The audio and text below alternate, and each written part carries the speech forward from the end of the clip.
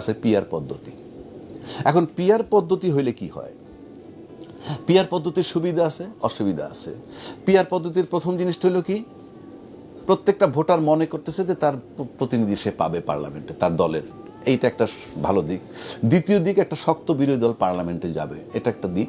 তৃতীয় একটা হইলো যে ভোটারের ভোট দেওয়ার আগ্রহ বাড়বে, কারণ সে যখন দেখবে আমার ভোটটা বিফলে যায় না, তখন সে ভোটের আগ্রহ বাড়ে, তাহলে ভোটার উপস্থিতিও বাড়বে। ডিমেরিটসটা কি? ডিমেরিটস হইল একটা নরে বরে সরকার হবে। কেউ কেউ বলে যে দেখালো হঠাৎ করে একটা দলের থেকে 3টা সিট নিয়ে কেউ আসছে, সরকারের সমর্থন লাগে সেই দলের, সে এমন একটা বিষয়ে গিয়া এমনভাবে একটা আর্গুমেন্ট করবে যে একটা অন্যায় দাবি করে বলবে এটা ফুলফিল না করলে তোমারে আমি ভোট দিব না। এটা হতে পারে, এটা এই প্রবলেম যে আসবে না তা না, আসতে পারে। ঠিক আছে, তখন কি করতে হবে? তখন ওই সরকারকে দেখতে হবে তার দাবিটা যদি ন্যায্য হয় তুমি মানবা না কেন, আর দাবিটা যদি অন্যায্য হয় তাহলে তুমি বলতে পারো না তোমার অন্যায্য দাবি মানতে পারবো না, তাহলে আমরা অন্য সরকার গঠন, ঠিক আছে আমি চলে গেলাম। আপনাকে তো অন্যায় দাবি মেনে নেওয়া যাবে না, সে অন্যায় দাবি করতে পারে। আপনি সরকারে থাকবেন না, আরেকটা সরকার হবে, ওই নির্বাচিত প্রতিনিধির মধ্যে আরেকটা সরকার হবে। এখন এই যে পদ্ধতিটা আমাদের দেশের জন্য এই মুহূর্তে কেন দরকার, যে আপনি পার্লামেন্টে যদি এইভাবে যান তাহলে সরকারটা যদি এরকম হয় যে 140টা সিট পেয়ে বা 60টা সিট পেয়ে মেজরিটি যিনি থাকবেন তিনি তো সরকার গঠন করবেন, তখন এই জুলাই সনদের বিষয়টা কথা আসবে। তখন এই জুলাই সনদ বাধ্য করা যাবে। কেন? এরা যদি বলে আমরা নোট অফ ডিসেন্ট দিয়েছে, ন মানবো না আমরা, আপনাকে এটা অ্যাপ্রুভাল দিতে হবে, তাহলে আমরা আপনার উপরে আস্থা তুলে নিব। এই যে বাধ্যবাধকতাটা আনা যাবে যদি আপনি পিআর সিস্টেমে যান। অন্য কোনো বিকল্প পথ যদি থাকে রাজনীতিবিদরা চিন্তা করতে পারে, সেটা ভিন্ন কথা, সেটা নিয়ে আমার কোনো নাই, কিন্তু এটা একটা পদ্ধতি। এবং এই পদ্ধতি মানে কি? এই পদ্ধতি মানে সব ভোটারদের প্রতিনিধি পার্লামেন্টে। এতে শুধু এই জায়গায় যে জুলাই সনদে অ্যাপ্রুভ হবে তা নয়, আপনি মাঠে যাবেন, ধরেন একটা জায়গায় চাঁদাবাজি হচ্ছে, যারা 160টা সিট পাইছে তাদের দল চাঁদাবাজি করতেছে, কিন্তু যারা 30টা সিট পাইছে তাদের লোক ওখানে থাকলে প্রতিরোধ করবে। প্রতিরোধ করলে যদি না শোনে তাহলে এই কথাটা কিন্তু সে তার পার্লামেন্ট মেম্বার পর্যন্ত পৌঁছাইতে পারে, পার্লামেন্টে সেই কথাটা আনবে, এই কিন্তু চাঁদাবাজি হচ্ছে, যদি এগুলি বন্ধ না করো তাহলে কিন্তু আমরা অনাস্থা দিব। এই যে চেক অ্যান্ড ব্যালেন্স, এটা হবে, আপনি নিশ্চিত থাকেন চাঁদাবাজি কমে যাবে।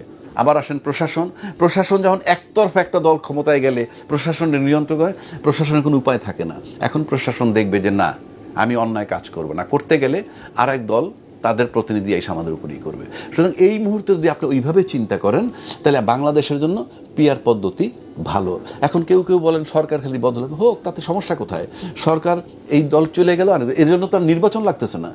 আপনি যেমন জাপানের দিকে তাকান, ইটালির দিকে তাকান, সেখানে সব এই পদ্ধতির সরকার। তারা যখন দেখে যে না ওকে আমি চলে গেলাম, তোমরা চালাও আরেকজন সরকার বানাইয়ে, কোনো আপত্তি নেই, দেশকে যদি ভালোবাসেন। এখন আসেন পিআর পদ্ধতি যারা চায় তারা কিন্তু তাদের স্বার্থ দেখে, যে পিআর পদ্ধতি দেখলে আমি কিছু সিট পাই।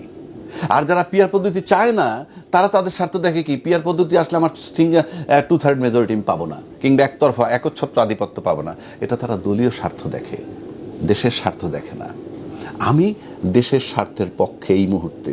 আপনি পিআর পদ্ধতি ভালো মন্দ দুইটি আমি বললাম, কিন্তু আমার দেশ যদি এই মুহূর্তে নিয়ন্ত্রণে নিতে হয় এবং জুলাই সনদে সংবিধানে এনশিওর করতে হয় যে বাস্তবায়ন করতে বাধ্য করতে পারবে, সেজন্য আপনার এই পিআর সিস্টেমটা এই মুহূর্তে গ্রহণযোগ্য, এবং সেই হিসাবে আমি মনে করি এটা বিবেচনা করতে পারে।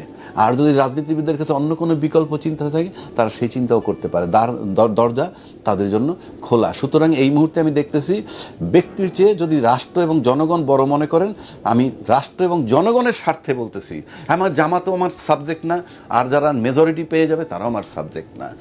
দেশ এবং জনগণকে ভালো নিশ্চিত করার জন্য তাদের নিরাপত্তা, তাদের সব কিছু উন্নয়ন এবং চাঁদাবাজি লুট তরা সব বন্ধ করা এবং সরকারেরও দুর্নীতি বন্ধ করা সহায়ক হবে যদি আপনি এইরকম সরকার বানাইতে পারেন। এই অন্তর্বর্তীকালীন সরকারটাই তো একটা ভিন্ন টার্ম, এটা তো আমার সংবিধানে নাই। আমার সংবিধানে একটা সরকারের কথা বলা আছে, সেটা কি নির্বাচিত সরকার। না না, আপনি কনস্টিটিউশনাল অর্ডার কে দিবে? যদি আপনি কোর্টে পাঠান কোর্ট দিবে।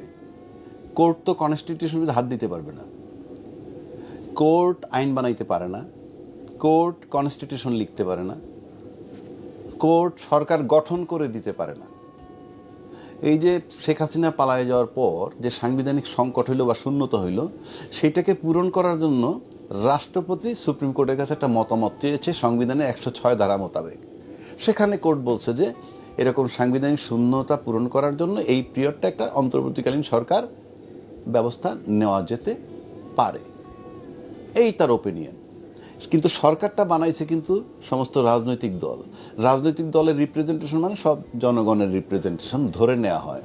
তার সাথে আমলা বলেন, যা বলেন, সমস্ত মানে বড় বড় অর্গানাইজেশনের বড় বড় আমলা টামলা যারা ছিল, 3 বাহিনীর প্রধান, পুলিশ, সব ছিল। তাকে সরকার হিসেবে বসানো হলো, নাম দিল কি অন্তর্বর্তীকালীন সরকার। এই অন্তর্বর্তীকালীন সরকারটাই তো একটা ভিন্ন টার্ম, এটা তো আমার সংবিধানে নাই। আমার সংবিধানে একটা সরকারের কথা বলা আছে, সেটা কি নির্বাচিত সরকার। নির্বাচিত সরকার কে ছিল? যেভাবেই থাকুক, আমরা তো নির্বাচনটাই মানলাম, তবুও নির্বাচিত সরকার শেখ হাসিনা। সে যখন পালায়ে গেল, ওই সংবিধানে বলা নাই যে পালায়ে গেলে কি হবে। যখনই সে পালায়ে গেল তখন সে সংবিধানটাকে স্থগিত করে চলে গেল, সংবিধানটা তখনই বাতিল হয়ে গেছে। কারণ সংবিধানে কোথাও বলা নাই আপনি পালায়ে যেতে পারবেন, যেটা বলা নাই সেটা তো আপনি করতে পারবেন না। সেটা করার মানে হচ্ছে যে সংবিধানটা আপনি সংবিধানটা মানলেন না, সংবিধানটাকে আপনি বিলুপ্ত করে চলে গেলেন। আসলো অন্তর্বর্তীকালীন সরকার। অন্তর্বর্তীকালীন সরকার, কেউ কেউ বলেন রাষ্ট্রপতি তাকে ওত দিছে, তাহলে সে পুরনো সংবিধানে ওত নিচ্ছে না, ইট ইজ রং। রাষ্ট্রপতি তাকে ওত দিবেনই তো, যেহেতু রাষ্ট্রপতি আগে সংবিধানে নির্বাচিত। ওত তো রাষ্ট্রপতি দিবেন, রাষ্ট্রপতি না থাকলে মানুষ চিন্তা করতো বিকল্প কি, চিফ জাস্টিস হতে পারতো অন্য কেউ। রাষ্ট্রপতি যখন তাকে ওত দেন তখন সে কি বলছেন? তিনি বলছেন যে আমি মোহাম্মদ ইউনূস অন্তর্বর্তীকালীন সরকারের প্রধান হিসাবে শপথ করিতেছি যে আমি সংবিধান সমুন্নত রাখব, সাংবিধানিক বিধিবিধান মেনে চলব। সেটা কোন সংবিধান? অন্তর্বর্তীকালীন সরকারের অন্তর্বর্তীকালীন সংবিধান। কারণ সে তো সরকারটা অন্তর্বর্তীকালীন। তো সে অন্তর্বর্তীকালীন সরকার, আপনি এই কাগজে কলমে একটা সরকার বানাইলাম, এই সরকার, আপনি তো আর একটা সরকারের মানে নিয়মে আপনি ওত নিতে পারবেন না, তার অধীনস্থ বা ওই সংবিধান, সে তো নাই ওটা। সুতরাং অলিখিত সংবিধান চলছে। অন্তর্বর্তীকালীন সংবিধান যেটা বলছি আমরা, সেটা হল ইউনূস সাহেবের অন্তর্বর্তীকালীন সরকারের অন্তর্বর্তীকালীন সংবিধান, যেটা অলিখিত। এখন অলিখিত সংবিধানের লিখিত রূপ দেওয়ার জন্যই চলছে জুলাই সনদ প্রক্রিয়া। এই যে কর্মকাণ্ডগুলা, এই যে ফেব্রুয়ারি মাস থেকে আলোচনায় বসছে সবাই, কি জন্য? এটা অন্তর্বর্তীকালীন সরকার বসাচ্ছে, সংস্কার করব জুলাই সনদে, এখানে নির্বাচন নিয়ে আলোচনা হবে, কি কি প্রক্রিয়ায় কি কি সংশোধন হবে, সব কিছু নিয়ে এই যে বসাটার মানেই হচ্ছে রাষ্ট্রীয়ভাবে দলমত নির্বিশেষে সবাই স্বীকৃতি দিচ্ছে যে ওই সংবিধানটা নাই। যদি ওই সংবিধানে থাকে তাহলে বসবে কেন তার সাথে? এই সরকার অধীনে বসবে কেন? এবং 5ই আগস্ট একটা জুলাই ঘোষণাপত্র হয়েছে, সেই ঘোষণাপত্র আসবে কেন? সে যদি সংবিধান ঢুকেই থাকে তাহলে তার কোনো প্রয়োজন নাই। এইবার আসেন, অন্তর্বর্তীকালীন সরকার হিসাবে তিনি কিন্তু নির্বাচন কমিশনটা চিঠি দিছে। কি হিসাবে? অন্তর্বর্তীকালীন সরকার প্রধান হিসাবে। কি বলছে? তুমি নির্বাচন কন্ডাক্ট করো। সে তো সাংবিধানিক সরকার হিসেবে দেখেন, সংবিধানে তো সরকার একমাত্র নির্বাচিত শেখ হাসিনা ছিল, সে তো নাই। আবারও বলছি নাই। তাহলে সে এখন নির্বাচনের জন্য প্রস্তুতি নিচ্ছে।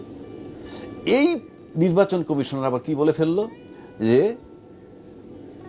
সংবিধানে পিআর পদ্ধতি বলতে কোনো বিষয় নাই। শুনছেন নিশ্চয়ই আপনি, পিআর পদ্ধতিতে নির্বাচনের কথা বলা নাই, সংবিধানে যেভাবে বলে সংবিধান মোতাবেক নির্বাচন হবে। সে কিন্তু ওই সংবিধানটাকে ইঙ্গিত করতেছে। এবং এখানে এই কথাটা বলার মানে নির্বাচন কমিশন যে ডেটটা ঘোষণা করতেছে ফেব্রুয়ারিতে, এখনো ডেট হয় নাই, বাট মাসটা বলছে, এই ঘোষণা করার প্রক্রিয়াটা তার অবৈধ। কেন অবৈধ? আপনি যদি জুলাই পুরনো সংবিধানে যান, সেখানে বলা আছে সংসদ যেদিন থেকে ভেঙে যাবে তারপর থেকে 90 দিনের মধ্যে নির্বাচন হবে। এটা তো জানেন আপনি। তাহলে সংসদ ভাঙছে সম্ভবত 6 বা 7 অগস্ট, 6 তারিখে ভেঙে থাকে যদি, তাহলে ইউনূস সাহেব 8ই অগস্ট 2024 ওত নিলেন। সেখান থেকেও যদি আমি ধরি তাহলে 90 ডেজের মধ্যে নির্বাচন হওয়ার কথা, তাতে 7ই নভেম্বর 2024 মধ্যে নির্বাচন হয়ে যাওয়ার কথা। অথচ তাহলে এই যে 7 নভেম্বর 2024-এর মধ্যে নির্বাচন হয় নাই, তারপরে নির্বাচন কমিশন যে ডেট দিল ফেব্রুয়ারি 2026-এ নির্বাচন হবে, এই অধিকার তাকে কে দিল?